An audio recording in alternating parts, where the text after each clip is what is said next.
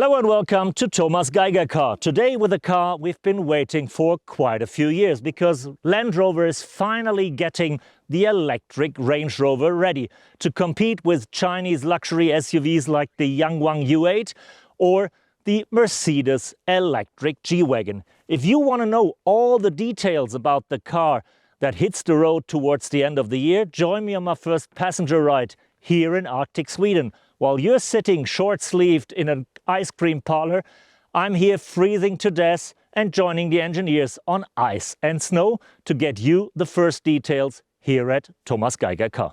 As I said, for the moment it's just a passenger drive. Rob is chauffeuring me, which is not so uncommon in a Range Rover, but usually then you would sit on the rear back seat, but I'm curious about the technology. So I'm joining Rob on the passenger seat, and he at least disclosed a few of the secrets that are in the car. We're talking about a 800-volt architecture with a split battery for even faster charging. Capacity should be about 117 kilowatt hours that you can use. There is still a little percentage to have a reserve, and that should translate to way more than 500 kilometers of range. No exact figures yet, but Land Rover has done hard work to make it a really efficient car. Yes, it's huge. It has a huge drag coefficient compared to a smaller passenger car, but for a Range Rover, it's the most aero-efficient Range Rover ever built due to special cladding in the underfloor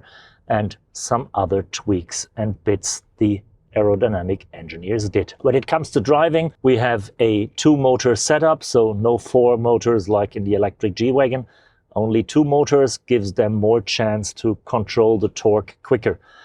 They have 550 horsepower combined and 850 Newton meters of torque, which is good on the one hand, but which is really hard to control on the other hand, because the electric motors deploy their torque so instantly that it's sometimes just too much torque on slippery surfaces. And while you don't have to care for that on a road car, the Range Rover still is one of the best off-roaders in the world and should stay that as an EV as well. So they did lots of work to adjust the system, and that's why we're here in Sweden and driving on ice to show that the acceleration is smooth. There is no slip, no nothing. It's just instant and effortless driving as you might expect it from a Range Rover.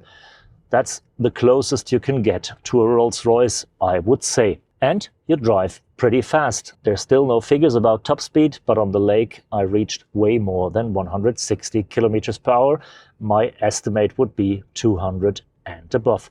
And the Range Rover is not only fast on the road or on the frozen lake, no, it's also fast on the charger.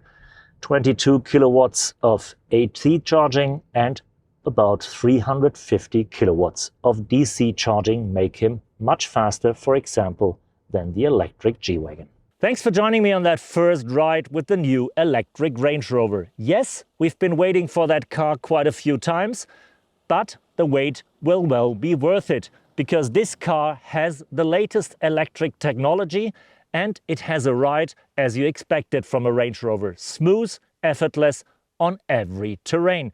So just another half a year of waiting, and take off your thick sweater. Go get your summer ready. Once the next winter arises, this car will be the hot stuff of the next season.